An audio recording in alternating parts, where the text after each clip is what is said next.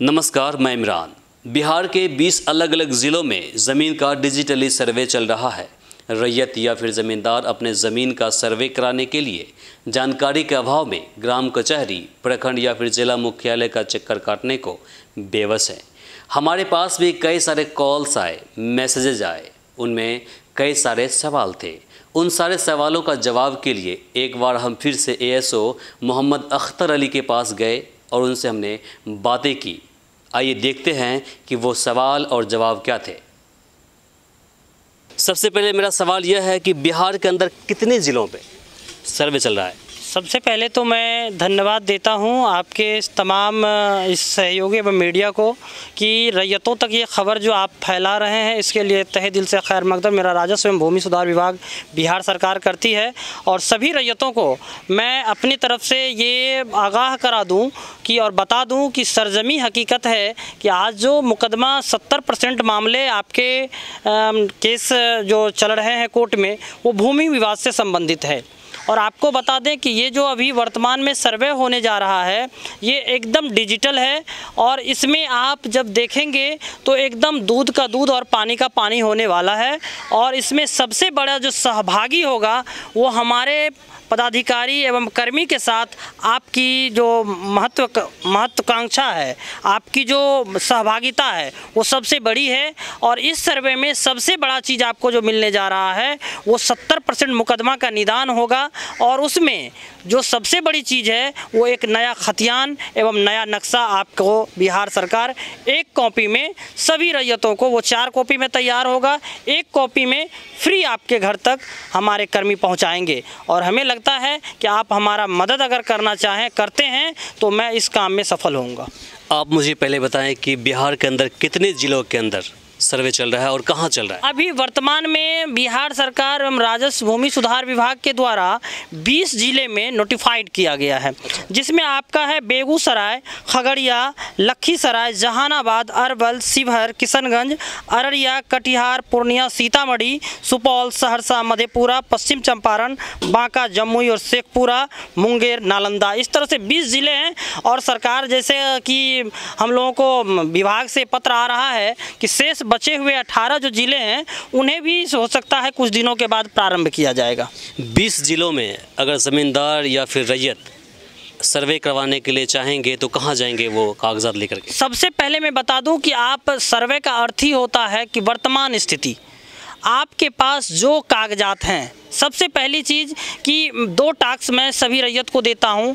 पहला तो कागजात से पहले अपने मेड़ को ठीक कर लें, क्योंकि पहले से ही हमारे पास एरियल एजेंसी हमारे ज़िले में 11 ज़िला उनको प्राप्त है, उनका मैप मेरे पास अवेलेबल हो चुका है। हवाई सर्वेक्षण जो पूर्व में ही हो गया है, उसका वर्तमान स्थिति का मैप हमारे पास है। और वर्तमान स्थिति में जो प्लॉट आपका वर्तमान में आप जोत रहे हैं, उस तरह का सारा प्लॉट मेरे पास अवेलेबल है। तो हम चाहेंगे कि उस प्लॉट का आप वेरीफाई हमारे एक अमीन जो उस मौजे का होगा, एक प्लॉट का निरीक्षण करेगा। और आप कागजात के लिए कहाँ जमा करेंगे, तो मैं बता दूं कि हमारे पास कागजात का जो सुलभ तरीका बिहार राज्य सरकार के जो महत्वाकांक्षी योजना विशेष सर्वेक्षण है, उसमें राजस्व एवं भूमि सुधार विभाग के मंत्री महोदय एवं हमारे सभी पदाधिकारी मिलकर के एक सॉफ्टवेयर डेवलप किए हैं जो ऑनलाइन आपको कागज़ डालना है। और उद्घोषणा जिला में जब उद्घोषणा हो जाती है तो 30 दिन तक हमारे ऑनलाइन कौन डालेंगे, आप डालेंगे या फिर कौन? रैयत डालेंगे। कैसे डालेंगे? DLRS के साइट पर DLRS.bis.nic.in का। देखिए रैयत, इसमें क्या है कि बहुत सारे अनपढ़ लोग भी हैं, उन्हें पता नहीं है कि ये आप जो बता रहे हैं वेबसाइट वो क्या होता है। तो आप कोई पॉइंट बताइए जहाँ पर जाकर के वो अप्लाई कर सकते हैं। अब मैं आपको बता दूं कि जैसा कि आप जानते हैं कि जो भी लोग रजिस्ट्री कराते हैं या आवासीय प्रमाण पत्र लेना होता है, तो किसी भी कैफ़े में जाते हैं, वहाँ से उनको पता है, साइट खोलते हैं और उसको स्कैन करना है, नाम डालना है, पिता का नाम डालना है, खाता खेसरा कागज़ पे लिखी हुई है, आराम से 10 मिनट बैठेंगे और उनको हम अपलोड कर, जिस तरह से आवासीय करते हैं या मोटेशन के लिए CSC केंद्र पर वो कर सकते हैं। हाँ, आप कहीं से भी अपने मोबाइल से भी आप कर सकते हैं। वो कराना क्या है, क्या करना? उनके बाद जब आप ऑनलाइन कर देंगे, सबसे पहले देखिए हम चाहते हैं कि आप हायरार्की वाइज आइए, सीरियल वाइज आइए। आपने बताया कि बिहार के 20 ज़िलों में सर्वे चल रहा है, ठीक है। 20 ज़िलों के अंदर लोगों को किस जगह पर जाना पड़ेगा सर्वे करवाने के लिए, अपना डॉक्यूमेंट जमा करवाने के लिए, पहले ये बताएं मुझे। सबसे पहले तो मैं आपको बता दूं कि डॉक्यूमेंट जमा करने के लिए आपको जब उद्घोषणा हो जाता है किसी भी जिला में, वो जिला पत्र में बंदोबस्त पदाधिकारी उद्घोषणा करते हैं, उसके उद्घोषणा के 30 दिन के अंदर आपको अमीन को हस्तगत करा देना होता है डॉक्यूमेंट को। नहीं, हम समझ नहीं पा रहे, या तो हम समझ नहीं पा रहे या तो आप समझ नहीं पा रहे मेरे सवाल को। मेरा सवाल ये है कि मानते हैं कि अररिया ज़िले के अंदर आपने बताया कि सर्वे चल रहा है, 13 ब्लॉक 9 ब्लॉक है यहाँ पर, है ना, तो चल रहा है। अगर रैयत या ज़मींदार सर्वे करवाना है उनको अपने ज़मीन की, तो वो कहाँ जाएंगे पहले, वो ये बताइए पहले, क्या प्रखंड में जाएंगे या कहाँ जाएंगे? नहीं, वो जाना वहाँ कहाँ है उनको। अच्छा, उनको अगर कहीं दिक्कत होती है वो तो सीधे अपना डॉक्यूमेंट सारा निकाले, फोटो स्टेट कराए, ऑनलाइन कर दे, कहीं से भी कर सकते हैं वो। अगर कोई तकनीकी प्रॉब्लम आती है या कहीं कोई दिक्कत होता है तो उस अंतर्गत पड़ने वाले शिविर, जो भी बंदोबस्त शिविर कार्यालय बनाया गया है, उस पे जा कर के वहाँ हम खुद होते हैं, एएसओ होते हैं, कानूनगो होते हैं, संबंधित मौजे के अमीन होते हैं। अगर कहीं दिक्कत है तो उनसे पूर्ण जानकारी मिलेगी, लेकिन कागज़ जमा करने के लिए सबसे बेस्ट तरीका जो अभी है वो ऑनलाइन है। कागज़ क्या है वो? जैसे आपके पास रसीद होगा, उस संबंधित ज़मीन की रसीद होगी, केवाला होगा। क्या वो लेटेस्ट चाहिए? नहीं, ऐसा कुछ जो सर्वे का अर्थ मैं पहले ही बता दिया हूँ कि वर्तमान स्थिति में जिस स्थिति में आप है उसी स्थिति में आप डॉक्यूमेंट डालिए। अच्छा, क्योंकि आपको मैं एक खतियान फ्रेश बना के दूंगा और एक नया नक्शा दूंगा, तो आपको पता होता है कि खतियान 4 कॉपी में तैयार होती है। एक कॉपी रैयत के पास होता है, दूसरा कॉपी अंचल के पास होता है, तीसरा कॉपी जिला के पास होता है और चौथा कॉपी निदेशालय में होता है। तो इस तरह से ये विवरणी है, आप कहीं रैयत को कहीं जाने की ज़रूरत है ही नहीं। चलिए, आपने बताया सीएससी सेंटर पर जाएंगे। हाँ। सीएससी सेंटर पर जाएंगे एक ज़मींदार, देखिए आप पढ़े, आप तो खैर इसमें नॉलेजेबल आप हैं, आपको पता है सब कुछ है, हमें पता ही नहीं है, मान लेते लीजिए हमें पता कुछ है ही नहीं, हमें सर्वे करवाना है। चूँकि एक सवाल पैदा हुआ है कि जिसने सर्वे नहीं कराया है उसकी ज़मीन चली जाएगी, इस पर सवाल आपसे करेंगे क्या इसमें हकीकत कितनी है।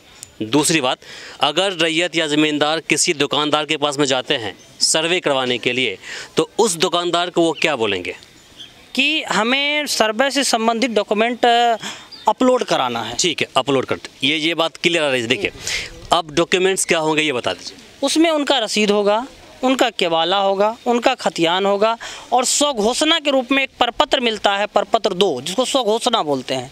संपत्ति 3 तरह की होती है। 2 तरह तो मूल रूप से हम लोग जानते ही हैं कि एक खरीदगी होती है, एक खानदानी होती है, जिसको खतियानी बोलते हैं। ठीक है, तो खतियानी ज़मीन जो भी है, तो वर्तमान में आज से लगभग 40-50 साल पहले जो भी होगा खतियान, तो वो व्यक्ति तो लगभग 60-70 साल हो गया है, सर्वे को तो हो सकता है वो आदमी ना भी जिंदा हो। और वर्तमान स्थिति में जो खतियान बनेगा वो जिंदा आदमी के नाम से बनेगा, क्योंकि आपको अच्छे से पता है कि अकाउंट नंबर जिंदा आदमी के से ही खुलता है। ठीक है, तो ये जब खतियान आपका जिंदा व्यक्ति के नाम से बनेगा तो 100% वो बटेगा। और वर्तमान स्थिति में अगर उस टाइम में 10 बीघा किसी के नाम से ज़मीन है, आज 4 भाई है, तो उसको 4 भाग में एक वंशावली 3-1 फॉर्म है।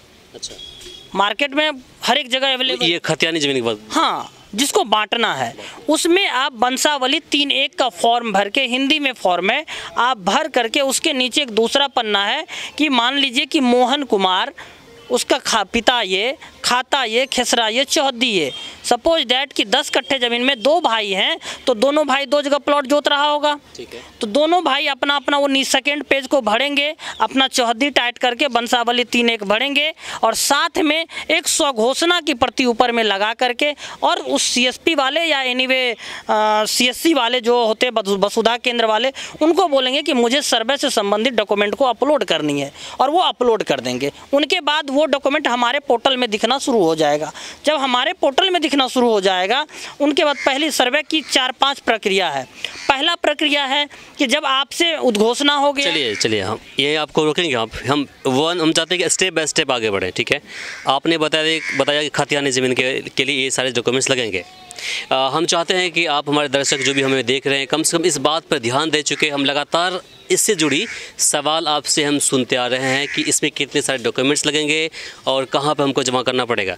आपको हमने खतियानी ज़मीन के बारे में हमारे एएसओ साहब बता दिया। अब हम चाहेंगे कि जो कवाला ज़मीन होता है, खरीदगी ज़मीन होता है, उसमें कितने डॉक्यूमेंट्स लगेंगे ये बताइए। अब आपको मैं बता दूं कि सबसे पहले अगर कोई भी खरीदगी संपत्ति होती है तो उसका एक डीड होता है, केवाला होता है, उसका आप मोटेशन कराते हैं, उसकी रसीद आपके पास होती है। ये 2 चीज़ देना है उनको, और वही फॉर्म भरना है स्वघोषणा उस पर।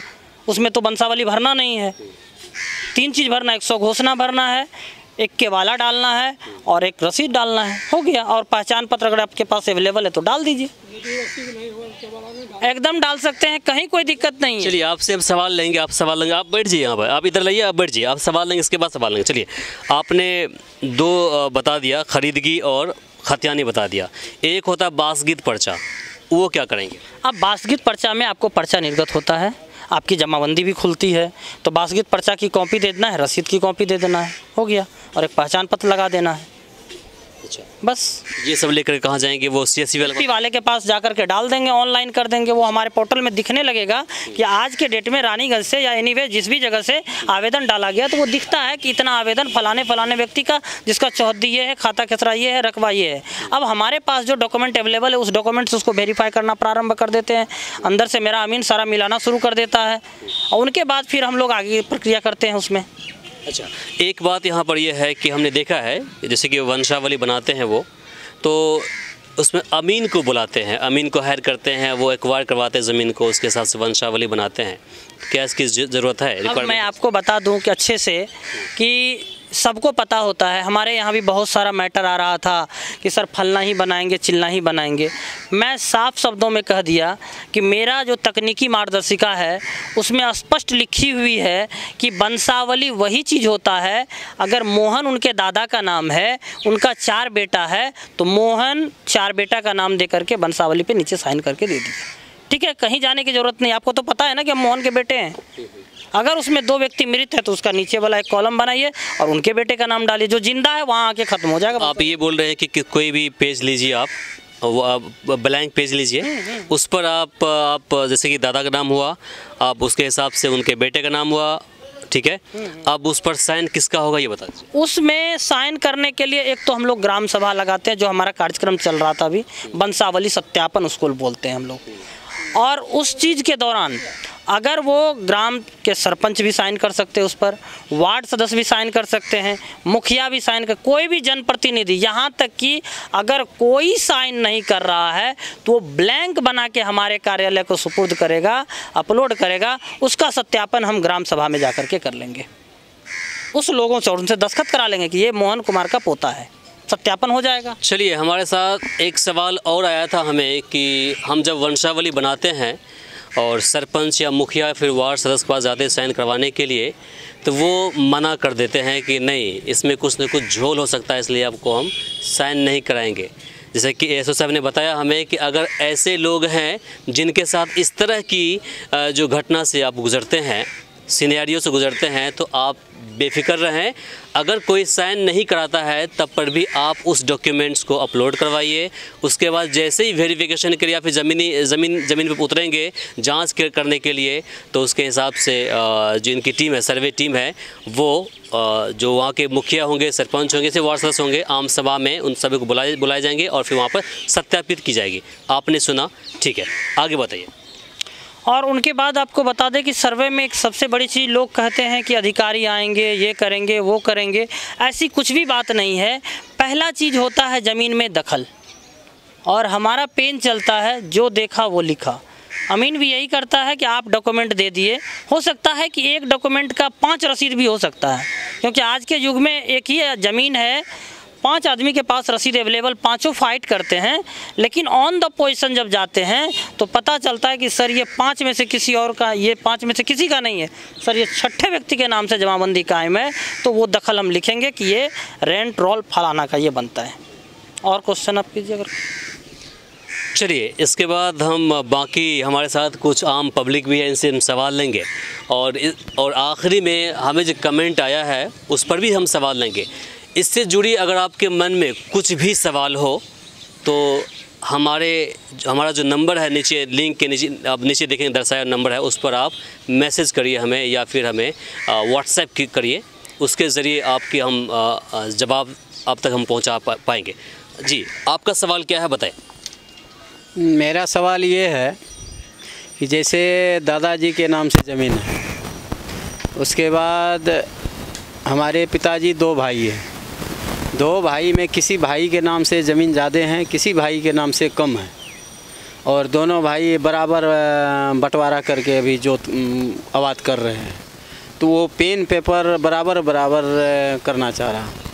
चलिए सर आप बताएं कि सवाल समझ लिया आपने। जैसा कि ये बता रहे हैं कि दादाजी के नाम से ज़मीन है, जैसे 10 कट्ठे की ज़मीन है और वर्तमान पोजीशन भी 5-5 कट्ठे का है, लेकिन बड़े भाई जो हैं वो माननीय हमारे जो कर्मचारी लोग होते हैं उन लोगों से अपनी पहुंच बनाकर उसको 6 कट्ठे और 4 कट्ठे में विभक्त कर दिया है। तो मैं रैयतों को, सभी आवामों को मैं अपने इस कॉन्फ्रेंस एवं इस चैनल के माध्यम से सूचित कर दूं कि इस सर्वे में इस तरह की जो भी दिक्कत है वो आप 100% निश्चिंत होके, उनका एक कोर्ट चलेगा 4थे चरण में, उसमें आप दावा आपत्ति करेंगे कि सर ये मेरे दादा की 10 कट्ठे की ज़मीन है और 10 कट्ठे में 2 भाई हैं, मेरे दादाजी किसी को बेचे नहीं है, 100% मेरे द्वारा जो खाता खोला जाएगा वो 5-5 कट्ठे का खोला जाएगा, बराबर। मतलब वो निश्चिंत हो जाए कि बेईमानी नहीं होगी। नहीं, उसमें कहीं से कोई दिक्कत की बात नहीं है। ये क्या वो सर्वे के दौरान हो जाएगा? एकदम।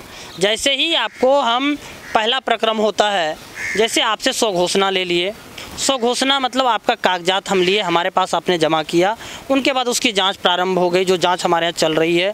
उनके बाद फिर आते हैं परपत्र 2 के तरफ, 2 जो स्वघोषणा, परपत्र 3-1 वंशावली, 3 आपको सर्टिफिकेट देते हैं, 4 फिर उनके दावा आपत्ति जो उसमें आपको जो सरकारी ज़मीन है, विवादास्पद ज़मीन है, इससे संबंधित 4, 5 मेरा खतियानी विवरणी है, 6 खेसरा पंजी है। तो इस दौरान जब ये प्रक्रिया चलने लगेगी तो उसी दौरान जब सरजमी पे जाएंगे तो पहला सरजमी पर काम हम करते हैं ट्रांजैक्शन का, त्रिसीमाना जिसको बोलते हैं, उनके बाद काम करते हैं बाउंड्री का, उनके बाद करते हैं किश्तवार का, और किश्तवार से ही कहानी शुरू हो जाती है।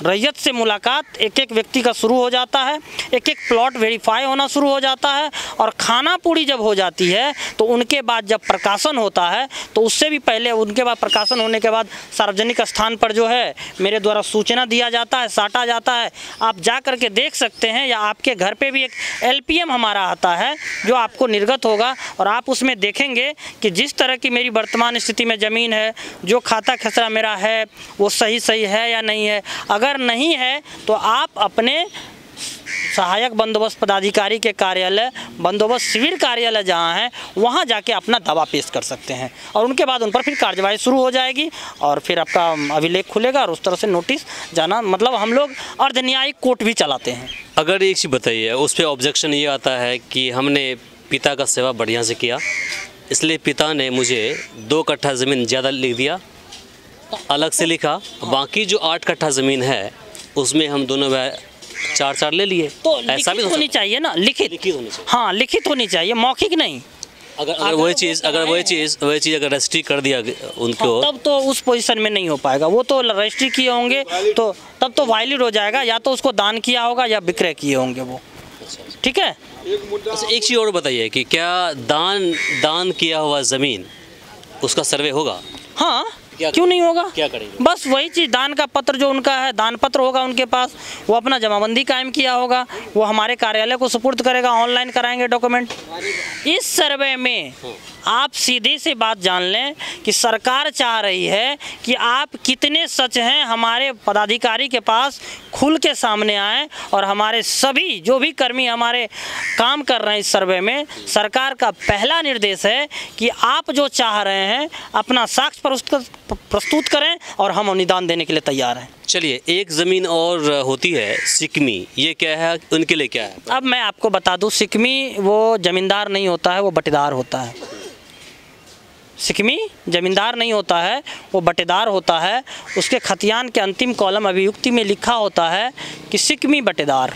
सिकमी लिखी हुई होती है। अगर वो बहुत पुराने ज़माने से वो ज़मीन पर है, बता रहा हूँ उसमें कि सिकमी को कायमी कराया जाता है। 48D में एक डिसीजन होता है जो अंचलाधिकारी उसको कायम करते हैं, ठीक है। तो अंचल जब सिकमी को कायमी करा लिया होगा तो उनके बाद उनके नाम से हम खाता खोलेंगे। अगर कायमी नहीं कराया होगा तो याद रख लीजिएगा कि किसी भी कीमत में खाता जब भी खोलेंगे तो जो ज़मींदार है उन्हीं के नाम से खाता खुलेगी, न कि सिकमी के नाम से खाता खुलेगी। अगर सिकमी बटेदार फाइट करता है डॉक्यूमेंट तो उस अभियुक्ति कॉलम में सिकमी ही लिखा हुआ रहेगा, कभी वो ज़मींदार नहीं हो सकता है। और अगर आप उस व्यक्ति को मैं जानकारी भी अपने माध्यम से दे दूं कि अगर वो व्यक्ति DSLR कोर्ट में फ़ाइट करता है कि मैं सिकमी बटेदार मेरा जमाबंदी कायम कर करके हमको बेचने का अधिकार दे दिया जाए, अगर वो बेचने जाता है तो वो ज़मीन स्वतः रैयत के पास वापस हो जाएगा। अगर उनके नाम से 1 कट्ठी भी ज़मीन होगी तो सिकमी टूट जाएगा, ठीक है। चलिए, एक सवाल लगातार बाकी लोगों सुनने को मिला है। 1965 के सर्वे में हुआ क्या है कि कुछ लोगों के खाता में ज़मीन उनके हक से ज़्यादा चला गया है। मतलब मानते हैं कि मेरा खाता अगर 10 कट्ठा ज़मीन है तो हमको 15 कर दिया, 12 कर दिया, उनको 10 है तो उनको 8 कर दिया, 5 कर दिया, तो उसके लिए क्या प्रावधान है इस पर? अब मैं आपको बता दूं कि अभी जो वर्तमान में ये सर्वे हो रहा है, ये डिजिटल सर्वे पहले ही मैं बता दिया हूँ। पहले क्या होता था, कड़ी से नापी होती थी और अब मशीन से नापी होती है। इस एरिया वर्तमान जहाँ मैं बैठा हूँ, इसको अगर कड़ी से नापा जाए तो हमें लगता है कि हम इन भर दिन में निकालने में भी असक्षम रहेंगे, सक्षम नहीं रहेंगे। और ETS से चंद सेकंड में ये बता देगा कि एरिया कितने का है, ये चंद सेकंड में।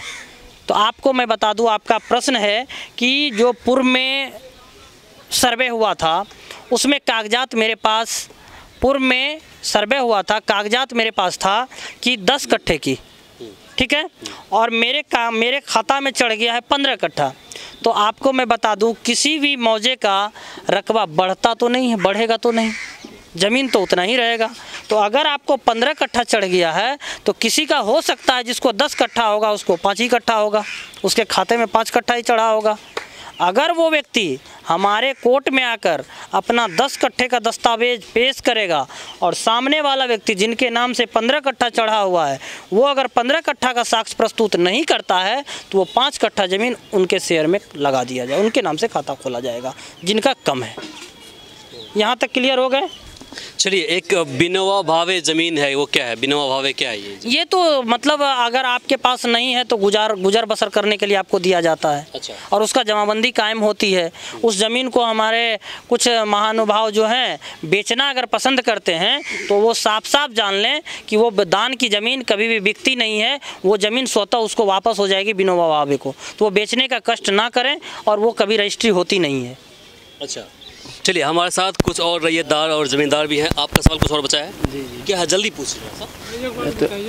अच्छा रुकिए, बैठिए, आपसे हम सवाल पूछेंगे, बिल्कुल अपना सवाल जल्दी बताइए। जैसे ज़मींदार का ज़मीन है सर, वो बिहार सरकार हो गए, बिहार सरकार हो गए तो वही बिहार सरकार ज़मीन किसी के नाम से बंदोबस्ती हो गया, बंदोबस्ती हो गया, उसका रसीद कवच सब कुछ कट रहा है।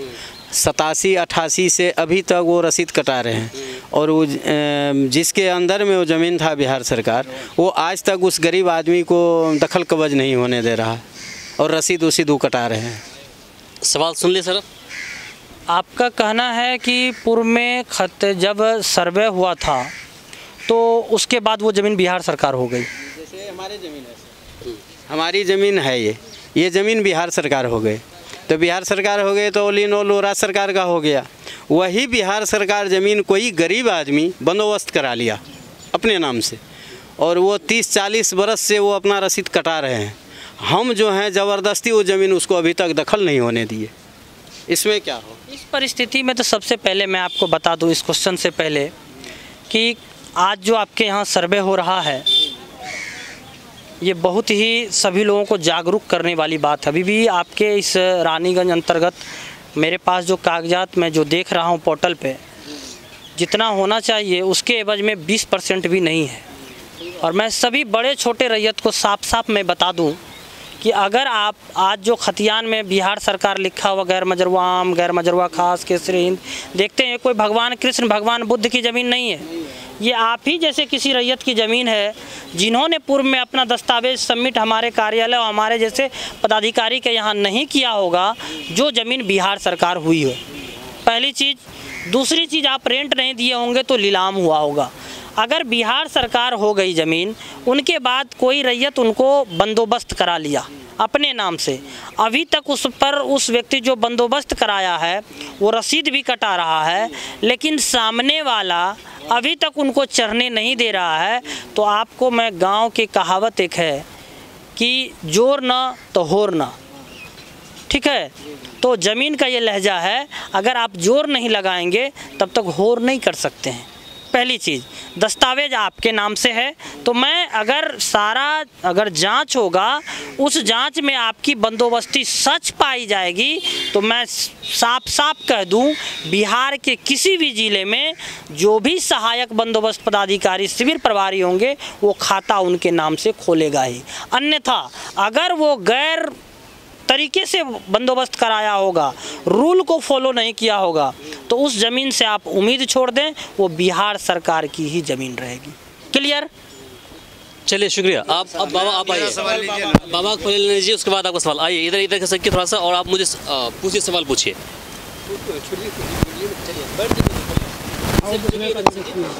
पूछिए सवाल क्या आपका। हमारा कहना है, कोई आदमी क्या किया है, दूसरे को खड़ा करके ज़मीन लिखा लिया है, वो ज़मीन मेरे ही अंदर में, वो ज़मीन किसका हो सकता है? सवाल समझे? ज़मीन इनकी है, कोई और आदमी इनके जगह पर खड़ा होकर के लिखवा दिया है। आपको साक्ष्य प्रस्तुत करना होगा ना। कब की बात है ये? 86 में रजिस्ट्री करवाया है।